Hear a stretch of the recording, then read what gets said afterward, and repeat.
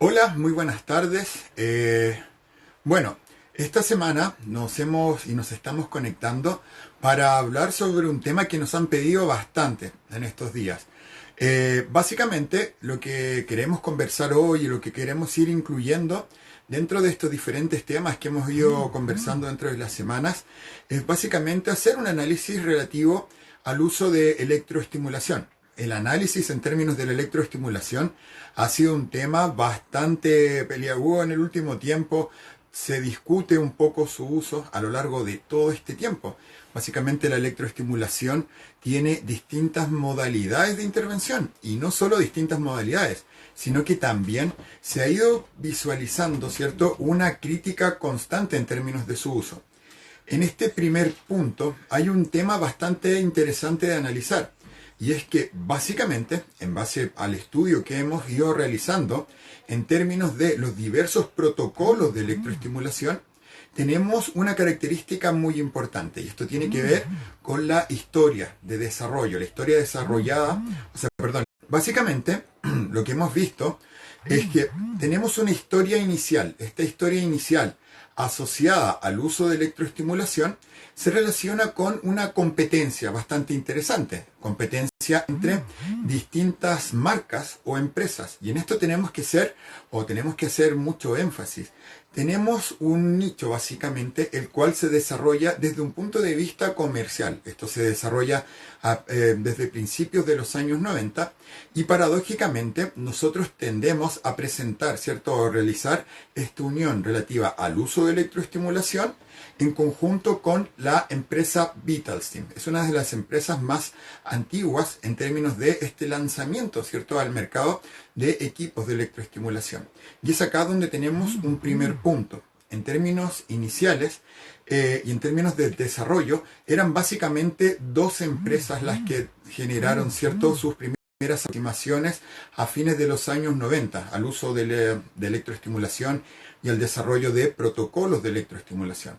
Estos protocolos eran bastante distintos y esto básicamente hacemos alto énfasis, ya que en mi caso, por ejemplo, yo el primer curso que realicé en el que me certifiqué fue para el equipo Vitalsteam 1. Este equipo Vitalsteam 1 que tenía algunas limitantes en términos de su uso.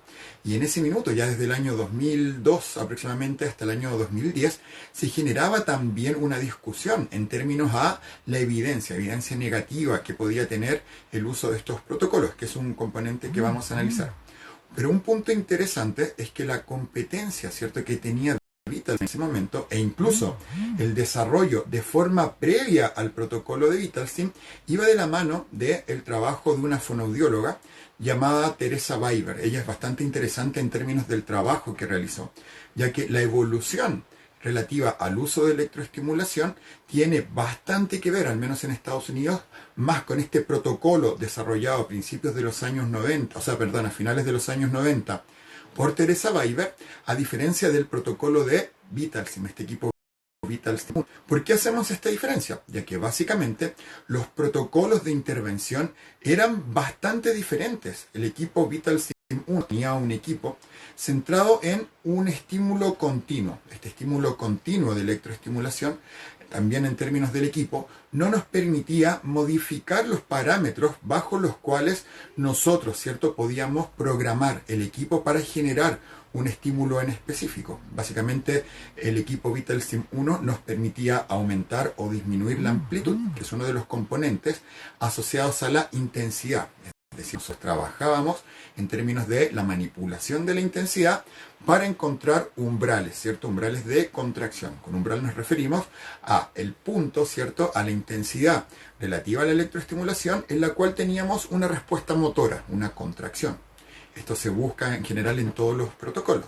Sin embargo, las características de este estímulo Vitalsteam 1 es bastante limitada y tuvo muchas críticas, principalmente ya que bajo el concepto y el contexto con el cual se desarrollaron estos equipos, una de las principales ideas era favorecer la protección de la vía aérea. Por ende, lo que uno supone al utilizar este tipo de equipos era que al utilizar electrodos a nivel de la musculatura suprayoidea, también se ocupaban electrodos a nivel infra, que tenían un objetivo a nivel supra, favorecer el desplazamiento del complejo biolaringio, y estos electrodos a nivel infra proteger también, generar una estimulación específicamente en términos del músculo tiroides, favoreciendo los cierres.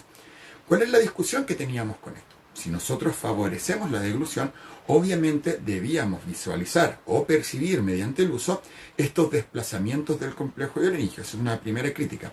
Y lo que se encontró con el paso del tiempo en términos de las referencias, ¿cierto?, de los usuarios, también las referencias de los profesionales, era que el uso de estos estímulos, primero, generaba la sensación de un descenso del complejo biolaringio. Eso era una crítica. También se veía que, y se refería que estos equipos, en conjunto con esta característica, que actualmente se ha logrado evidenciar, estos descensos, se han logrado evidenciar en las investigaciones y en las publicaciones más actuales, se refería a una escasa potenciación a largo plazo de este resultado. ¿A qué nos referimos con esta potenciación a largo plazo? Básicamente, este equipo VitalStim 1 tenía muy buenos resultados mientras teníamos, ¿cierto?, puesto el electroestimulador. O también, ¿cierto?, podíamos tener un periodo prolongado de entrenamiento, se lograba, ¿cierto?, un resultado funcional, pero estos resultados tendían a presentar un declive. Se presentaba, ¿cierto?, una disminución en el rendimiento cuando nosotros quitábamos, ¿cierto?, el electroestimulador, o posterior a estos periodos de intervención había también un declive, ¿cierto?, en este logro, ¿cierto?, aumento funcional. Básicamente la explicación a estas críticas tiene relación con aspectos más actuales. Se explica básicamente en base a los principios, ¿cierto?, de plasticidad neuronal, cómo nosotros podemos potenciar la neuroplasticidad. Y de forma específica estos resultados se asociaron al subtipo de estímulo. Cuando nosotros analizamos el tipo de estímulo específico de estos estímulos que se denominan estímulos continuos, el equipo VitalStim 1 utilizaba un tipo de estímulo que tenía 59 segundos de trabajo, es decir, por 59 segundos generábamos una contracción por un segundo de descanso, con un tiempo de intervención de 1 hora. Si lo vemos en términos globales, involucra, ¿cierto?, que en estos 60 minutos de intervención teníamos 59 minutos de trabajo por 1 de descanso en 1 hora, los cuales se distribuían en 59 segundos de estimulación por 1 segundo de descanso. Esto es un estímulo que actualmente, en términos de la especificidad, es decir, qué tan próxima es esta contracción muscular en relación a la contracción fisiológica asociada a la deglución, obviamente no presenta estas características, por ende no se sustentaba esta respuesta y actualmente se explica estos posibles declives por la falta de especificidad en términos de la relación de la contracción, ¿cierto?, asociada al uso de electroestimulación versus la contracción muscular y el reclutamiento asociado, ¿cierto?, a la función deglutoria. Esto es un aspecto bastante interesante. ¿Por qué hacemos hincapié en esto? Ya que básicamente en este mismo tiempo se generó una discusión bastante intensa en términos de que las empresas, ¿cierto?, en este énfasis por quién era el primero, ¿cierto?, en generar un equipo, generaban discusiones, ¿cierto?, e invalidaban un poco los protocolos de las empresas, ¿cierto?, que eran la competencia. Pero en el protocolo específico de VitalStim habían diferencias sustanciales respecto al protocolo, por ejemplo, que presentó Teresa Weiber a fines de los años 90. De hecho, esta fonoaudióloga fue la primera en realizar un curso asociado a electroestimulación. Ella lo realizó en el año 1998 y queda como una evidencia de su primera aproximación y presentación. También tiene investigaciones a fines de los años 90. ¿Cuál es la diferencia entre ambos subtipos de estrategias? Básicamente el equipo VitalStim 1 trabajaba con un equipo, tal como ya lo hemos comentado, basado en una estimulación continua, con esta alta cantidad de trabajo, 59 segundos de trabajo por 1 descanso durante 1 hora, y en cambio, Teresa Weiber, con la empresa en la cual ella trabajaba en esos años, se llama Spectramed, ¿sí? Tiene un equipo que se llama The Guardian Way. Este equipo trabajaba con un protocolo totalmente distinto al que presenta VitalStim. Ellos trabajaban con un protocolo que ellos también denominan estímulos tipo NMES, Neuromuscular Electrical Stimulation. Y básicamente este protocolo distinto, se basaba en la manipulación de todos los parámetros del equipo, es decir, programar este equipo y ajustarlo a las características, ¿cierto?, o al objetivo que nosotros buscábamos. Este tipo de estímulos no trabaja con 59 segundos de trabajo por uno de descanso, sino que más bien utilizaba trenes de estimulación. Se generan rampas de subida, es decir, desde cero hasta este umbral de contracción el equipo subía en 2 a 3 segundos, mantenía un tiempo de estimulación de unos 4 o 3 a 5 segundos y tenía un tiempo de descanso. Y esto se realizaba de forma repetitiva, buscando también este subtipo de contracción más fisiológico. Era una diferencia bastante grande. Por ende, el primer punto del cual o sobre el cual queremos hablar es que básicamente debiéramos cuestionarnos, ¿cierto?, el subtipo, o sea, la evidencia disponible en torno a la electroestimulación. Esto es algo personal, yo por lo menos me lo cuestiono. ¿Podremos extrapolar las investigaciones, por ejemplo, del equipo VitalSim 1, por ejemplo, hacia el protocolo desarrollado por Teresa Weiber? Y esto es un punto interesante que lo hemos discutido con otros profesionales, ya que básicamente al tener dos protocolos distintos, obviamente tendríamos que generar esta división. Tenemos otros equipos como el equipo VocaStim, que por lo menos acá en Chile se vende, que tiene otro tipo de protocolo, otro tipo de estímulo eléctrico y otro tipo, ¿cierto?, de uso de la electroestimulación, también enfocada a deglución. Por ende, si tenemos tres líneas distintas, debiéramos subdividir también la evidencia asociada a cada subtipo de protocolo de intervención. Eso es un primer punto. Si quieren dejar su opinión, vayan escribiendo. Algunos también ya deben tener experiencia en electroestimulación. ¿Por qué también referimos esto? Ya que básicamente en esta primera aproximación al uso de electroestimulación se generó un debate bastante importante. Este debate tenía que ver con qué tipo, ¿cierto?, de protocolo era el adecuado para su uso en deglución. Obviamente la pelea era descomunal entre ellos porque esto tenía, ¿cierto?, básicamente un tema también, un fin comercial. Y empezamos, ¿cierto?, con también estas discusiones, incluso algunos temas legales en términos de definir, ¿cierto?, cuál de estos protocolos era el más adecuado. Específicamente en esa época teníamos los estímulos basados en los protocolos de VitalSim y el protocolo, ¿cierto?, de esta línea que seguía Teresa Weiber. El equipo VocaStim salió de forma posterior y tiene algunas críticas, pero esto tiene que ver por el tipo de estímulo eléctrico, que no es el mismo que se utiliza en los equipos VitalSim o los equipos tradicionales. Todas las marcas tradicionales de electroestimulación usan un tipo de estímulo totalmente distinto, ¿cierto?, al utilizado por el equipo VocaStim. Y de hecho las sensaciones asociadas a su uso son totalmente distintas a las que presentan los otros equipos. Entonces, en este contexto global inicial entre el año 98 y el 2002, cuando salen estos equipos al mercado, el primer equipo que sale es el equipo VitalStim, una empresa mucho más grande que tenía más sustento internacional, versus esta pequeña empresa denominada Spectramed, la cual tenía este otro protocolo. Y se cuestionaban los protocolos. Spectramed cuestionaba el protocolo de VitalStim, VitalStim cuestionaba el protocolo de Spectramed. Un aspecto interesante en esto es que de estos cuestionamientos, ¿cierto?, a posterior, si analizamos, ¿cierto?, el posterior desarrollo de equipos, encontramos un evento bastante interesante, y es que VitalSim evoluciona de este primer modelo hacia un modelo que incluye este subtipo de protocolo inicial y un modelo basado en esta electroestimulación tipo NMS, es decir, adopta también este protocolo planteado por Teresa Weiber. Esto es un aspecto interesante que tenemos, ¿cierto?, a nivel de la evolución de estos equipos. ¿Por qué esto es importante? Ya que básicamente los equipos de electroestimulación necesitan aproximarse lo más posible a la elicitación de un tipo de contracción muscular cercana a la contracción fisiológica. Necesitaban resolver este problema.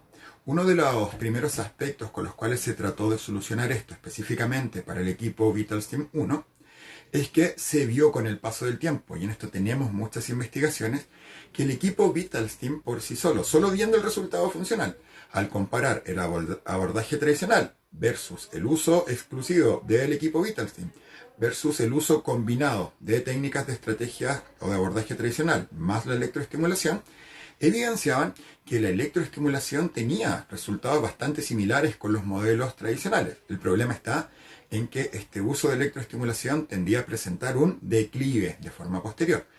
Pero el uso combinado entre ambos subtipos de estrategias generaba un buen resultado con mayor potenciación a largo plazo. A pesar de no generar este subtipo de contracción tan fisiológico. Eso fue una de las primeras adaptaciones.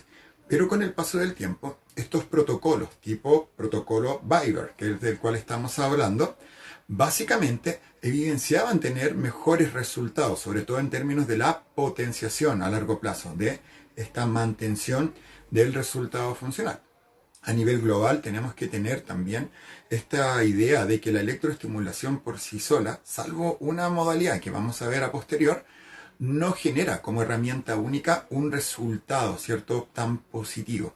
Debe ir siempre de la mano del trabajo de otro subtipo de actividad y principalmente incluir, ¿cierto?, esta función, objetivo, que es la deglución.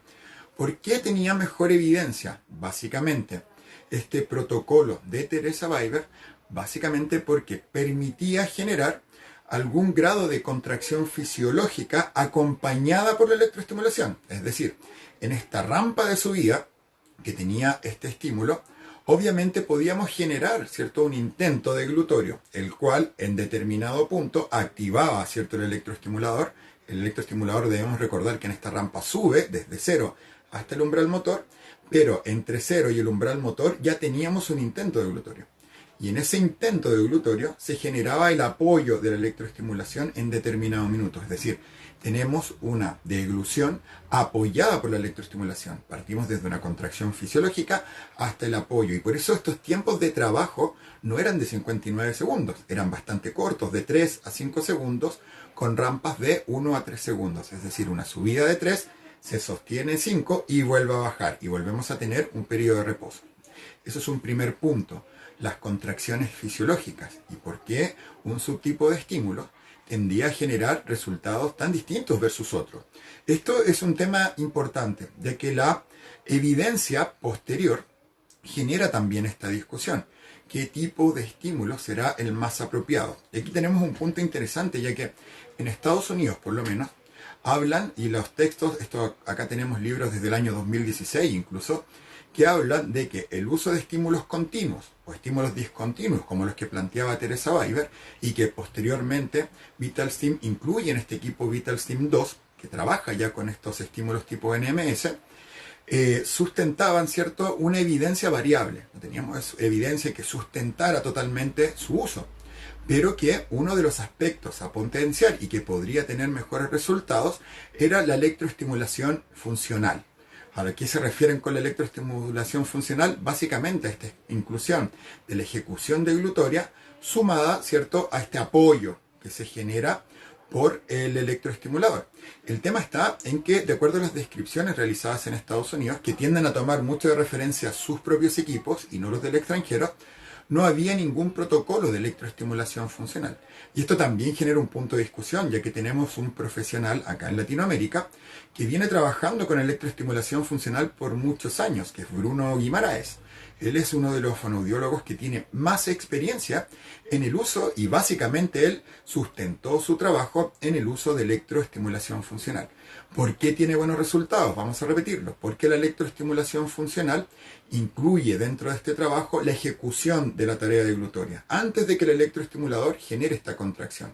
Por ende, al sumar deglución fisiológica más apoyo de electroestimulación, generamos inicialmente una contracción, ¿cierto?, fisiológica, la cual al final presenta esta ayuda de la electroestimulación. Eso es básicamente la electroestimulación funcional. Ejecutar una función con apoyo de la electroestimulación y no ejecutar un estímulo continuo, el cual involucra ejecutar la deglución por sobre el estímulo eléctrico, el cual genera esta contracción distinta a la contracción fisiológica. ¿A qué nos referimos con una contracción, ¿cierto?, particularmente distinta a la contracción fisiológica? Básicamente esto se relaciona con un componente que no muchas veces integramos o no se integra en nuestra formación, incluso a nivel de pregrado. La contracción fisiológica de deglución, sobre todo a nivel de la musculatura suprayoidea, genera un patrón de contracción distintivo por cada músculo. De hecho, hay un tema súper interesante. Nosotros, si preguntamos en general, nombre la musculatura suprayoidea, todos nos hablan del genilloideo, el miloyoideo y el vientre anterior del digástrico. Pero nos olvidamos un poco de que a posterior tenemos el vientre posterior del digástrico y el músculo estiloyoideo. Es una cadena muscular completa que nos permite estabilizar y situar en el espacio la laringe en conjunto con la musculatura ínfera. Cuando nosotros buscamos trabajar la deglución, obviamente trabajamos a nivel de la musculatura suprayoidea anterior. ¿Y qué es lo que ocurre con este grupo muscular? Básicamente, las contracciones asociadas al uso de electroestimulación van a generar, ¿cierto?, un subtipo de contracción gradual entre un músculo y otro. El músculo genioideo presenta una contracción mayor que los otros dos músculos. Un punto medio en términos de contracción lo genera el miloioideo, es decir, el miloioideo es más bajo que el genioideo en términos de la contracción o el reclutamiento de fibras musculares. Y finalmente, el vientre anterior del digástrico tiene un nivel de contracción menor a los otros dos músculos. Es decir, a nivel de la contracción fisiológica, tenemos una contracción distintiva por cada músculo. ¿Y qué involucra esto? Que si yo pongo un electroestimulador, la electroestimulación va a generar una contracción conjunta y en el mismo grado de estos músculos. Y por ende, este subtipo de contracción es totalmente distinto al de la contracción fisiológica. Y esto es un aspecto importante con el cual se explica también el por qué probablemente no teníamos una potenciación a largo plazo de los resultados asociados al uso de electroestimulación. En este contexto se genera esta primera discusión, un estímulo continuo versus uno discontinuo, ¿cierto? Que tenía esta rampa, apoyo arriba de trabajo en el tiempo de trabajo, volvía a bajar a cero y mediado por este subtipo, ¿cierto?, de estímulo. Posteriormente se incluye en la discusión la electroestimulación funcional, que tal como lo hemos hablado, tenemos un amplio cierto tiempo de trabajo por parte del fonoaudiólogo Bruno Guimaraes. Ese es un contexto inicial con el cual se generaron las discusiones hasta el año 2010-2012 aproximadamente.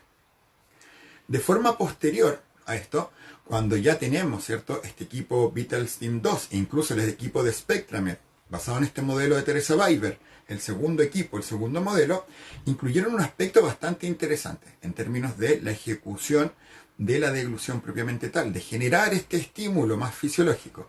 Y es que incluyen en conjunto con el equipo, con el electroestimulador, un electromiógrafo de superficie. Acá nos han preguntado bastante, el equipo VitalStim es muy caro, tiene un valor entre $3.000 a $5.000, depende del equipo.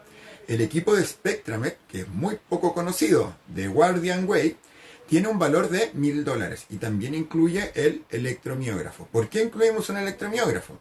Básicamente, ya que si nosotros evaluamos, ¿cierto?, con la electromiografía, la deglución, ¿cierto?, los niveles de contracción, vamos a obtener un nivel máximo de contracción. ¿Qué hacemos con esto? Programamos el equipo para que en determinado punto, cuando capte la subida a nivel electromiográfico, genere una activación de la electroestimulación. Nuevamente, genera una deglución voluntaria, el electromiógrafo capta esta subida y en determinado punto activa el electroestimulador. Esto incluye ambos componentes importantes para nosotros. Contracción fisiológica, totalmente relacionada a la función. De hecho, podemos ejecutar el acto deglutorio y activamos el electroestimulador como apoyo a la ejecución deglutoria. Esto es bastante interesante. Paradójicamente, hoy en día también por este tema de difusión y masificación, se conoce más el equipo VitalStim 2. Pero el equipo de SpectraMed, este equipo de Guardian Way, también tiene disponible esto y también genera una mayor facilidad de acceso. Eso es interesante. En mi caso, como les contaba, yo me formé con VitalStim en el equipo VitalStim 1. Ahora nos toca, ¿cierto?, actualizarnos y vamos a hacer el curso VitalStim 2 y probablemente compremos el equipo. Pero también vamos a hacer el curso de SpectraMed, ¿sí? Básicamente porque nos interesa tener estos diversos modelos, ¿cierto?, también de formación. Otro aspecto importante para su formación es que el profesor Bruno Guimaraes tiene libros asociados al uso de electroestimulación funcional en la intervención de trastornos de la deglución. Y también, ¿cierto?, tiene una segunda edición que está actualmente a la venta y disponible en su página, que es muy buena y muy interesante de leer porque tiene una visión mucho más actualizada. Nosotros, por ejemplo, yo les recomiendo bastante leer a Bruno Guimaraes y a Teresa Weiber de Estados Unidos. La página después la vamos a agregar en la publicación posterior donde vamos a poner algunas referencias. Va también la reseña de cuál es la página de Teresa Weiber, que tiene toda la información de forma gratuita en su página web. Vamos a dar también la página del profesor Bruno Guimaraes. Es bastante interesante que puedan ir leyendo un poco más sobre esto. Esta discusión es interesante. Tenemos puntos bastante importantes, ya que actualmente también hay una discusión. En Estados Unidos se habla de que algunos equipos están aprobados por la FDA, otros no. En general se habla un poco de cuál equipo está aprobado, cuál no. Nosotros nos hemos comunicado, y en general, acá en Chile decimos hincha pelota. Yo soy bien busquilla y trato de generar información. Me he comunicado con las empresas, he preguntado, he visto un poco, he investigado un poco sobre el tema y básicamente desde un comienzo cualquier equipo de electroestimulación tenía una aprobación de la FDA. Esto es obviamente porque cualquier equipo que quiera ser comercializado tiene que tenerla. Uno de los aspectos en los cuales VitalSteam sí generó un adelanto es que buscaron la aprobación para su uso en deglución. Y esto es un aspecto que los otros equipos han ido realizando con el tiempo. Sin embargo, se ha visto que el uso de estos subtipos de protocolos tienden a presentar muy buenos resultados. El asunto está en cuánto manejo yo el electroestimulador, cómo sé o no sé programarlo, sé o no sé cuáles son los tipos de estímulos. De hecho, en este subpunto, un aspecto importante y por el cual, en mi caso personal, ¿cierto? Me gusta mucho el trabajo de VitalSteam y el equipo, muy caro también para el acceso, pero en términos teóricos de las bases conceptuales, creo que el sustento en términos de la evidencia se ve reflejado de mejor forma en el trabajo de Teresa Weiber, ¿sí? Esto visto desde el punto de vista de Estados Unidos. ¿Por qué desde el punto de vista de Teresa Weiber? Ya que ella, primer punto, desde un comienzo utilizaba estos estímulos tipo NMS, con estas rampas, con este apoyo a la electroestimulación, con tiempos de descanso, al igual que Bruno Guimaraes. Por eso vamos a generar este análisis conjunto de ellos dos. Otro aspecto importante, que el uso, básicamente la programación que utiliza Teresa Weiber o Bruno, tiene una amplia referencia en la evidencia histórica. Tenemos que recordar que como herramienta clínica, la electroestimulación se ha utilizado por mucho tiempo. Esto tiene una evidencia clínica que viene desde la fisioterapia, la kinesiología y su uso específico en esta área. Y obviamente el sustento teórico que tiene y sustento conceptual desde esta evidencia histórica hacia su aplicación y también a su especificación en términos del trabajo de eglución es bastante importante. Y este modelo con el cual Teresa Weiber comenzó a trabajar es el modelo que actualmente presenta mejor evidencia por sobre este estímulo continuo inicial que presentaba VitalSteam. Por esto es importante entender también cuáles son los subtipos de protocolos. Yo en este sentido, y también a los que me conocen, yo no tengo ningún problema en generar críticas. A mí personalmente no me gusta el equipo VocaSteam.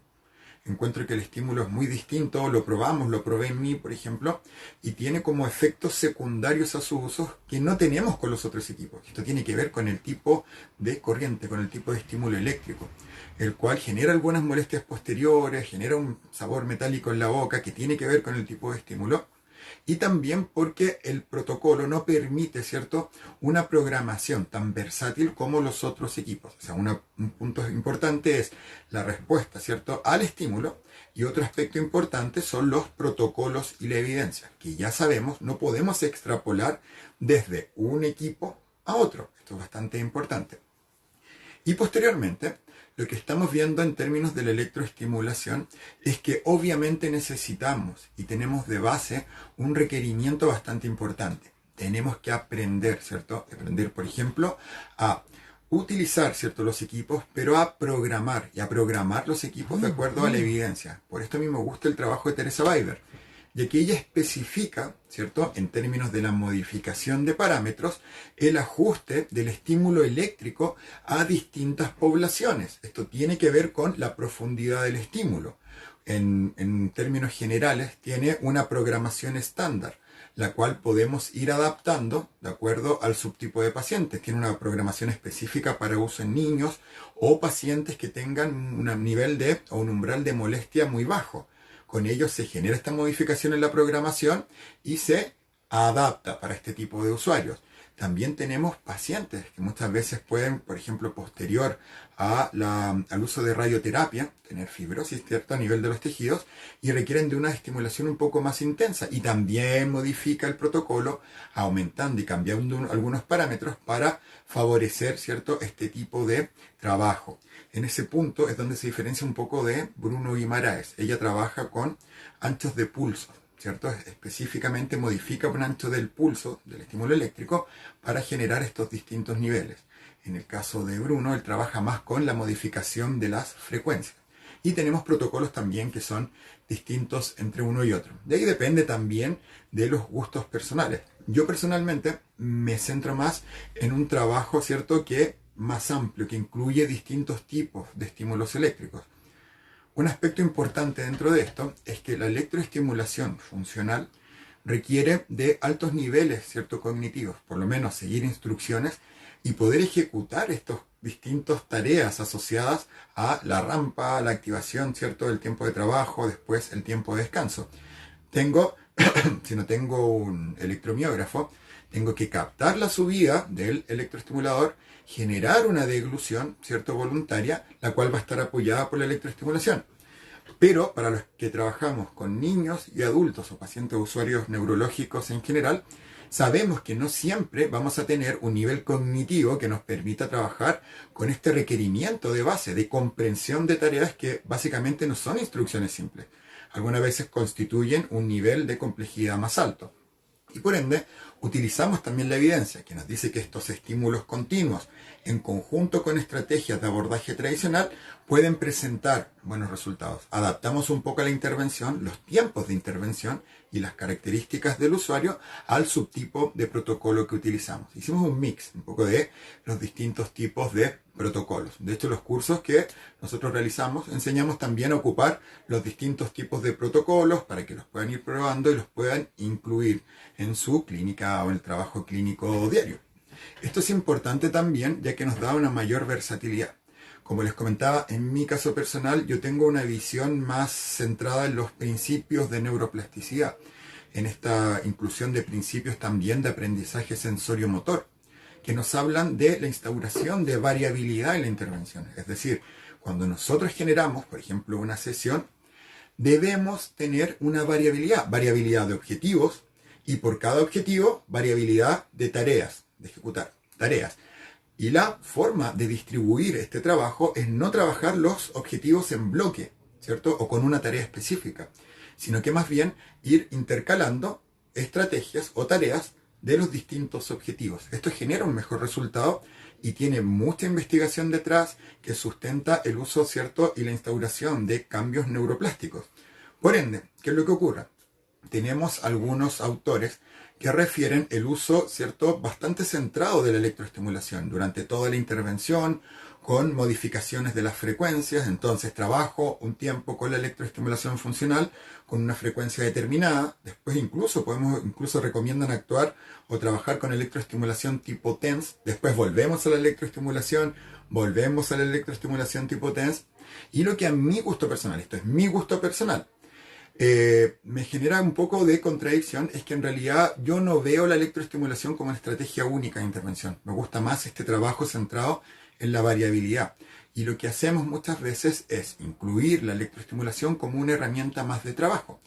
Cuando trabajamos con estímulos continuos, incluimos en este subtipo de pacientes que no puede seguir muchas instrucciones. Básicamente necesitamos que nos refiera la sensación asociada, si presenta algún nivel de molestia o dolor.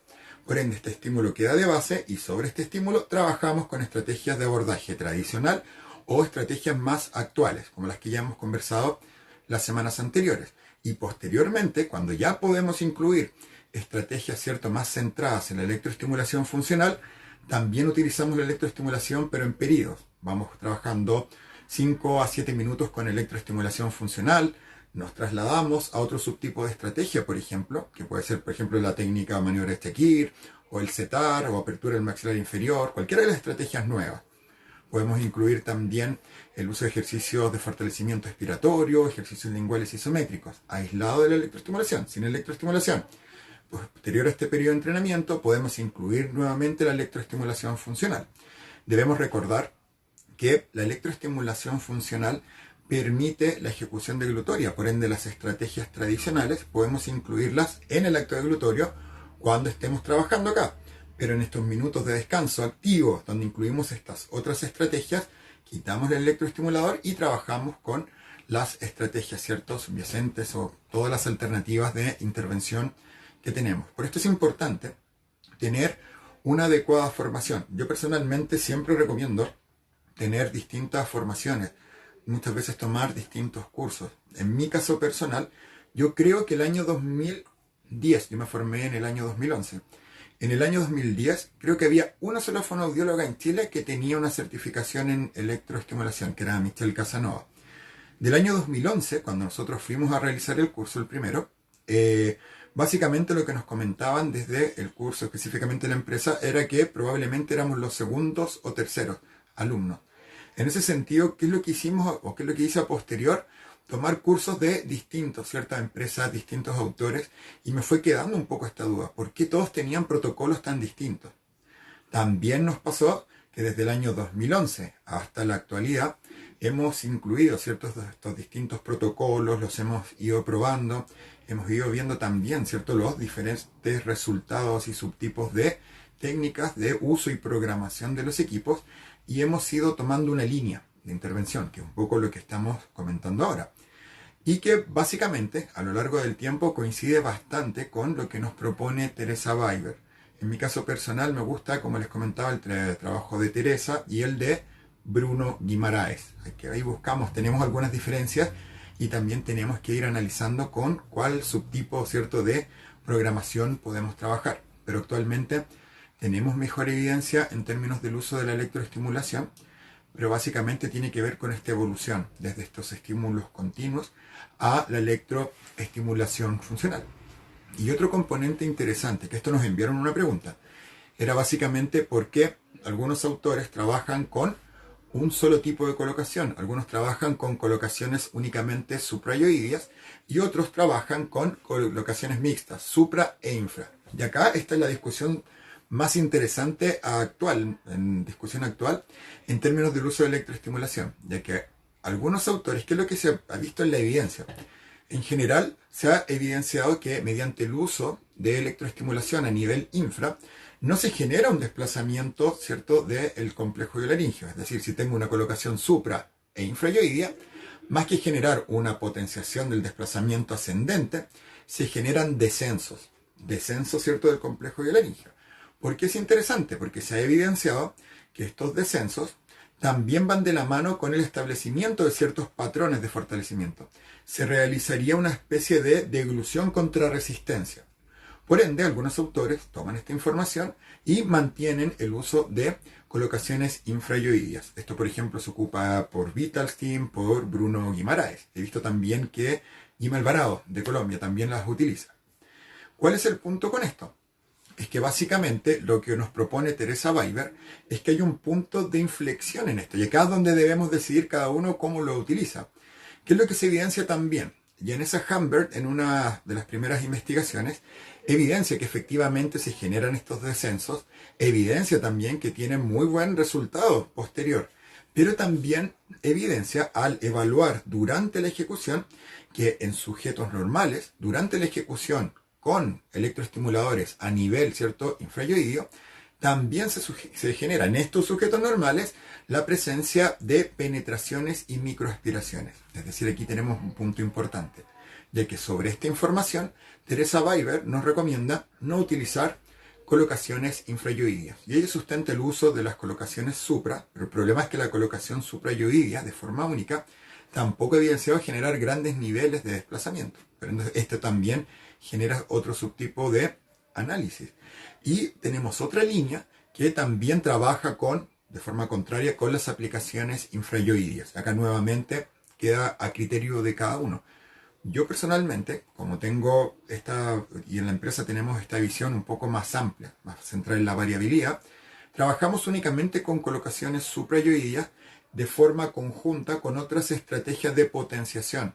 Tenemos estrategias como, por ejemplo, el uso de la maniobra de Mendelssohn, el uso de ejercicios linguales isométricos, de ejercicios de fortalecimiento de la musculatura expiratoria, que sí refieren y de los cuales sí se ha evidenciado una potenciación de estos desplazamientos. Por ende, este uso conjunto con colocaciones suprayoideas durante la electroestimulación potencian bastante bien este tipo de objetivos, evitando un poco el uso de colocaciones infra, ya que preferimos evitar la posible presencia de penetraciones o microaspiraciones.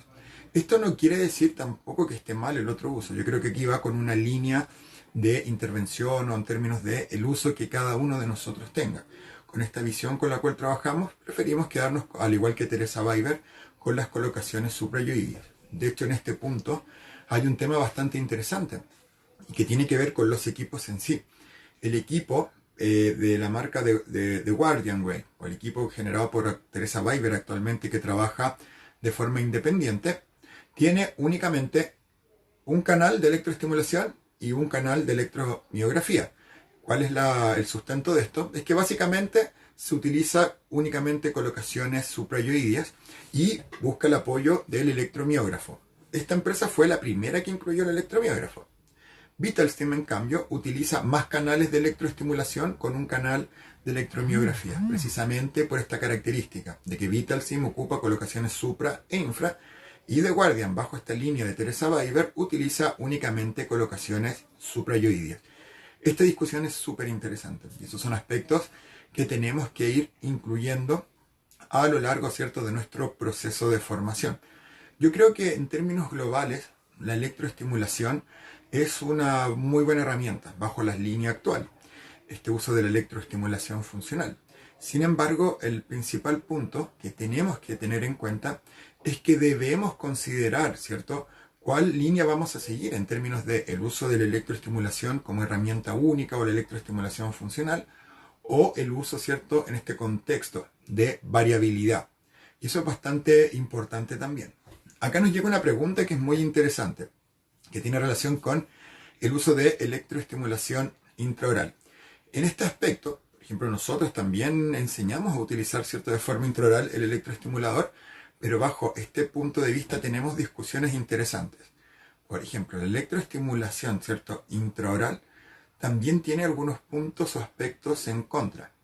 Específicamente, cuando nosotros trabajamos con electroestimulación intraoral, lo que nosotros generamos, básicamente podríamos generar una asociación entre un determinado desplazamiento o la intención de un desplazamiento con el estímulo eléctrico. A nivel del velo del paladar también. La primera limitante que tenemos es que si tenemos una exacerbación de la respuesta refleja, no hay mucha posibilidad de trabajar con electroestimulación intraoral. Eso es un primer punto. Y el segundo punto tiene que ver con esta especificidad.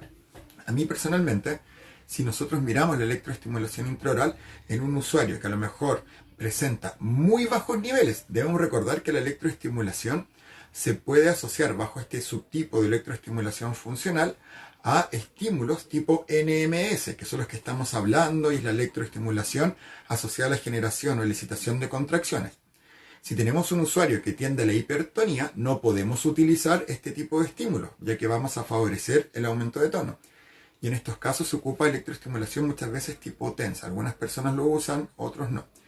El asunto está en que si uso la electroestimulación, básicamente tiene un uso más inicial dentro de estos periodos. Cuando tenemos, por ejemplo, hipotono, ¿cierto?, una disminución del tono muscular, y utilizamos, ¿cierto?, el electroestimulador, generalmente es muy útil en etapas iniciales, cuando la debilidad, ¿cierto?, asociada al hipotono es mayor. Pero en el largo plazo, el único aspecto que va a potenciar cualquier función es la ejecución de tareas cercanas a la función objetivo. Nuevamente, la especificidad. Más aún cuando estamos hablando de habla, donde la electroestimulación probablemente no tenga ninguna incidencia en términos funcionales. Sí podríamos potenciar esta respuesta inicial, ¿cierto?, de estabilización de la musculatura lingual, por ejemplo, la musculatura labial, o del velo. Pero a largo plazo, si queremos trabajar habla, no podemos relacionar la electroestimulación con este trabajo, ya que sabemos que el trabajo de habla específicamente, de las alteraciones motoras del habla, requiere de un trabajo verbal para poder potenciar esta función. En términos de la deglución, se genera un efecto similar. Podemos potenciar de forma inicial con la electroestimulación, también a nivel intraoral. Pero el asunto está en que debemos generar también estas movilizaciones, estos reclutamientos y contracciones musculares asociados a la función. Si me lo preguntan, por ejemplo, si tengo un usuario con el cual inicialmente trabajamos con electroestimulación intraoral, pero llega un punto en el que genera desplazamientos, ¿cierto?, linguales, Obviamente va a ser mucho más favorable trabajar con ejercicios linguales isométricos que con electroestimulación, por ejemplo. Debemos acercarnos a la función deglutoria de los subtipos de contracción. Es un tema importante con la electroestimulación intraoral y que básicamente algunos autores todavía lo cuestionan. Yo personalmente tiendo a manejar mucho este tema, lo tendemos a enseñar, pero yo personalmente no lo utilizo mucho. Cuando tengo movimiento, prefiero realizar tareas de ejecuciones contra resistencia, que son mucho más útiles que la electroestimulación, ¿cierto?, intraoral. Ahora, cuando hay ausencia de movimiento, ahí sí podríamos utilizarla e ir potenciando. Si lo vemos desde el punto de vista de la presencia de hipotonía, primero podemos ir generando estas contracciones para mantener el tono. En esto se ocupan estos estímulos continuos. Posteriormente podemos favorecer el desplazamiento de estos primeros movilizaciones, por ejemplo linguales, en base a la electroestimulación. Pero si ya potencié, ¿cierto?, las elevaciones o los movimientos de lateralización o de protrusión o retrusión, obviamente debemos generar un trabajo ya más centrado en esta ejecución. En términos de la parálisis facial, lo mismo. Depende del subtipo de parálisis facial.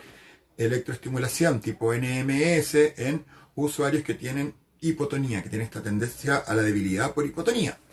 Cuando utilizamos otro subtipo de electroestimulación ante la presencia de hipertono, que se utiliza más la electroestimulación tipo TENS. La electroestimulación tipo TENS está enfocada en base a estímulos superficiales, a actuar sobre estos receptores, generar una disminución del dolor y una relajación. Por ende, debemos diferenciar el subtipo de electroestimulación o protocolos y también el subtipo de estímulo eléctrico. ¿Qué es lo que ocurre con la parálisis facial? Básicamente lo mismo que ocurre con la electroestimulación intraoral.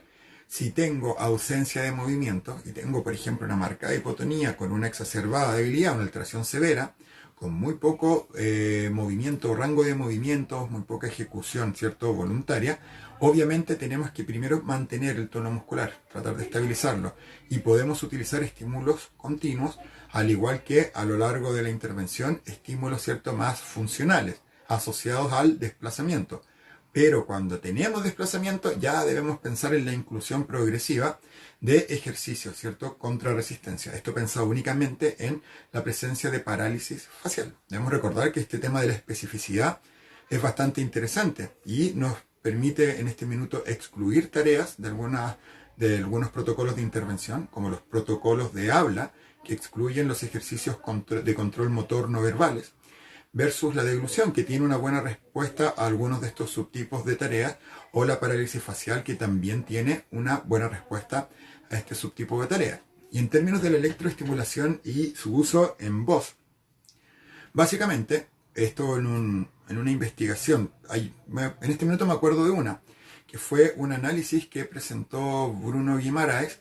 Hablaba precisamente que el año 2017 teníamos 600 y algo investigaciones, o 580 investigaciones asociadas al uso de electroestimulación. El 80% se relacionaba, o el 70%, al uso en disfagia. El 20% restante se asociaba a su uso a nivel de motricidad orofacial, como por ejemplo esta estimulación intraoral o a nivel de las parálisis faciales, la musculatura facial en general. Y un muy bajo número relativo a su uso en voz. Por este motivo se utiliza por algunos profesionales. Yo no trabajo en voz, no lo utilizo, pero esto no quiere decir que no tenga algún grado de manejo. Pero sí hemos conversado con algunos profesionales que lo utilizan. Algunos refieren buenos resultados y otros también refieren este aspecto contrario, ¿cierto?, que no tiene muy buenos resultados. Y de hecho, aún carece de evidencia en términos de su uso específicamente ante la presencia de parálisis de cuerda vocal. Por ende, ahí tenemos también una discusión interesante que está en proceso. Tenemos más certezas en términos de su uso en deglución y mayor información en términos de su uso en deglución que respecto a su uso en la musculatura facial o intraoral y en menor medida a su uso en términos de la potenciación vocal. Este es un tema también interesante. Requiere de mayor investigación, que tampoco está fuera del rango, ¿cierto?, de características que tenemos en los distintos mecanismos de intervención o estrategias a nivel fonoaudiológico. Estamos todavía en vías de generar, ¿cierto?, evidencia. Y tenemos también algunos subtipos de estrategias que tienen mejor evidencia que otras. Esto es importante. ¿Qué les recomiendo yo personalmente? Variabilidad. La variabilidad es el secreto. Actualmente los modelos actuales utilizan esta variabilidad y recomiendan incluso ir generando un trabajo de distintas tareas por objetivo y distintos objetivos, ir entremezclando estos distintos objetivos y estas distintas tareas. Para esto tenemos actualmente un alto número, muy alto número de estrategias, desde las estrategias tradicionales hasta los nuevos modelos. Y como les recomendaba la semana anterior, tenemos que aprender a utilizar también las estrategias de intervención neuromuscular. De forma previa a la intervención de deglución, es muy importante estabilizar estas unidades funcionales estomatognáticas en términos de los grupos musculares. Y no solo tenemos, ¿cierto?, la masoterapia o no solo tenemos la electroestimulación. Tenemos también, se refiere al uso de frío y calor, el uso de vibración, que tiene patrones específicos de estimulación, que también lo han preguntado nuevamente.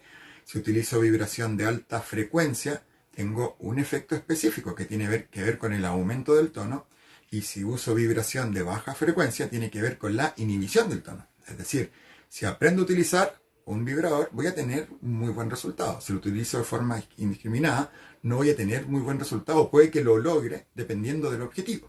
Por ende, tenemos que aprender este subtipo de estrategias que nos ayudan a estabilizar estas cadenas musculares de control del maxilar inferior, de control también del complejo biolaringio. Hay una interrelación también entre la lengua, ¿cierto?, y la musculatura infrayoidea en la regulación del posicionamiento lingual. Estos contextos, estos diversos grupos musculares que se relacionan al control de estas estructuras, podríamos estabilizarlas de forma previa, incluso a la inclusión de las estrategias directas de deglución. Cuando nos preguntan acá, ¿cómo determinamos, ¿cierto?, la intensidad del impulso en usuarios con dificultades sensoriales sin riesgo de generar lesiones? Acá tenemos que diferenciar un poco. Generalmente, la respuesta sensorial, por ejemplo, si vamos a trabajar a nivel intraoral y hay una exacerbación en la respuesta refleja con este input, básicamente yo le recomendaría no utilizar el estímulo. Tenemos más formas de trabajo y no necesariamente vamos a forzar el trabajo con el electroestimulador. Lo mismo que a nivel, ¿cierto?, de la musculatura. Esto desde el punto de vista de la respuesta de la musculatura, ¿cierto?, suprayoidea, que podemos generar algún tipo de estímulo bastante potente que genere también esta respuesta aversiva. Otro contexto es cuando el usuario tiene disminuidos los niveles de sensibilidad. Y acá en este punto también tenemos que utilizar un criterio. Si yo tengo, ¿cierto?, los umbrales, ¿cierto?, de esta input a nivel sensorial, a nivel más mecánico, se encuentran alterados, obviamente vamos a tener que considerar también si utilizamos o no este tipo de estímulo eléctrico. Y aquí un usuario que no tiene cierta noción sobre el aumento, obviamente no nos va a referir, ¿cierto?, cuando se genera molestia o dolor, básicamente porque está disminuido, ¿cierto?, la percepción de este estímulo. Y en estos casos podríamos llegar a generar una lesión porque al no tener este feedback en relación a cuál es la percepción, las sensaciones asociadas al uso de electroestimulación, podríamos fácilmente pasar, ¿cierto?, hasta niveles de contracción muy altos y generar una lesión. Por ende, aquí está la importancia también de cuándo utilizar y cuándo no el electroestimulador. Si tenemos alteración, ¿cierto?, a nivel de esta percepción, ¿cierto?, de este uso y la respuesta que tenemos, o estas molestias o el dolor que no van a poder referir, es preferible no utilizar el electroestimulador. Esto es importante porque muchas veces nos preguntan en los cursos qué ocurre, por ejemplo, con niños que tienen parálisis cerebral, pero también van de la mano con alteraciones cognitivas severas. Si no tenemos ninguna referencia, no podemos basarnos en aspectos visuales, ¿sí? En algunos centros hablaban de estas señales mínimas y ven algunas señales en términos de la respuesta que pueda presentar algún estímulo. No podemos, necesitamos esta referencia. El nivel mínimo es que el usuario pueda referir por último el dolor. ¿Sí? Dolor o una sensación de molestia. Si no lo logra, mejor excluyan este tipo de intervención y trabajemos un poco sobre este componente asociado a esta respuesta a los estímulos táctiles o en base a estímulos nociceptivos. Pero si vamos a generar este contexto, no conviene mucho trabajar con la electroestimulación propiamente tal. ¿Tienen alguna pregunta? Con esto ya estamos cerrando un poco el tema que vamos a analizar hoy día. Les recuerdo, si tienen más preguntas o si tienen más temas que les gustaría conversar, o que les gustaría tener información, nos pueden ir escribiendo. Particularmente para este en vivo tuvimos muchas preguntas que llegaron y lo estructuramos en términos de las preguntas que nos fueron llegando. Por ende, si tienen o requieren de mayor información, pueden irle enviando también a través del Instagram de la empresa o el Facebook también y los mails. Veamos acá una pregunta. ¿Es recomendable el uso de electroestimulación en pacientes con Parkinson? Acá esta pregunta es muy buena, ya que uno de los principales componentes que tenemos que analizar, nuevamente por el subtipo, utilizo electroestimulación tipo TENS para inhibir o utilizo electroestimulación funcional para activar. En los usuarios con Parkinson, usuarios que también cursan con parkinsonismo, no necesariamente con la enfermedad de Parkinson propiamente tal, cualquier usuario que presente rigidez, obviamente no va a requerir del uso de electroestimulación, esta electroestimulación funcional. Constituiría un criterio de exclusión. ¿Por qué? Porque básicamente acá tenemos que diferenciar dos contextos. Hay un problema con la diferenciación entre el hipertono por espasticidad y también el hipertono asociado a la rigidez. La espasticidad, esto ya lo hemos conversado en otras transmisiones, pero lo vamos a repetir. El hipertono por espasticidad genera una manifestación bastante específica, que es que el hipertono no se manifiesta de forma global. Hay grupos musculares que tienden a reflejar esta gran activación. Por este motivo, siempre lo ejemplificamos con esto, que es mucho más gráfico. Tenemos este tipo, ¿cierto?, de alteraciones posturales. Algunos músculos, como por ejemplo la musculatura anterior, tiende a contraerse, pero la musculatura antagonista se inhibe. Esto es a nivel de la presencia de espasticidad, grupos musculares que se activan y otros que se inhiben. Si se activa la musculatura masticatoria, que es la que presenta o refleja el hipertono y la espasticidad, el antagonista, que es la musculatura supra, se inhibe. E incluso, si lo vemos en el sistema de control del complejo biolaringio, la musculatura que presenta o evidencia el hipertono es la infra. Y la suprayoidea se inhibe. Por ende, en sujetos con lesiones, ¿cierto?, más corticales, asociadas a la presencia de este tipo de alteración, tenemos debilidad, ¿cierto? Tenemos una inhibición a nivel de la musculatura supra. Pero en la rigidez, la manifestación clínica es distinta. La rigidez tiene una manifestación global del aumento del tono muscular. Por ende, si tenemos, ¿cierto?, este aumento global, todos los grupos musculares van a evidenciar el hipertono. Y si yo uso electroestimulación, ya sea con estímulos continuos, estos estímulos NMS o electroestimulación funcional, yo voy a potenciar la contracción y obviamente vamos a generar un efecto adverso. En los usuarios con Parkinson se recomienda el uso de electroestimulación, pero electroestimulación tipo TENS. Lo que nosotros buscamos es disminuir esta respuesta de activación o de contracción muscular o de hipertono. Eso es muy importante de considerar. Por esto es importante que entiendan, y por eso que entiendan el proceso, ¿cierto?, de programación o los tipos de estímulos. Requiere de un tiempo, de un procesamiento. Hemos tenido también, ¿cierto?, algunos colegas que nos han referido que inicialmente utilizaron este tipo de estimulación, tipo NMS o FES, en usuarios con enfermedad de Parkinson y tuvieron efectos adversos. De hecho, los usuarios con Parkinson tienden a tener muy buena respuesta a la electroestimulación tipo TENS y a la vibración de baja frecuencia. Eso es muy importante. La vibración de baja frecuencia tiende a disminuir mucho las molestias asociadas a la rigidez. Eso es un tema interesante en términos de esta pregunta. Nos preguntan también si se recomienda la electroestimulación en chicos con síndrome de Down. Acá tenemos un tema. El tema principal es que en estos casos tenemos que primero generar un muy buen proceso de integración de la estrategia.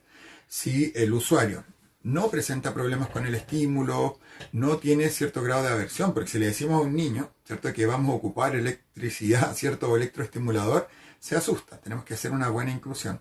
Un segundo aspecto tiene que ver con la respuesta al estímulo. Muchas veces esto va de la mano con alteraciones sensoriales, en la integración sensorial. Por ende, si el electroestimulador va a generar, ¿cierto?, una respuesta aversiva, no conviene su inclusión. En términos de la segunda pregunta que nos preguntan en pacientes con ELA, tanto en cualquier subtipo de enfermedad neurodegenerativa, el uso, ¿cierto?, de este subtipo de estrategia no se recomienda. Básicamente tiene o constituye una recomendación, por ende no se debiera utilizar. Y si sirve para relajar la ATM, efectivamente la electro, más que la ATM, trabajar sobre los grupos musculares. Podemos trabajar para activar o para inhibir. Chicos, muchas gracias por estar hoy día. Se nos está acabando el tiempo, así que aprovecho de despedirme y próximamente seguiremos analizando más temas. Nos puedes ir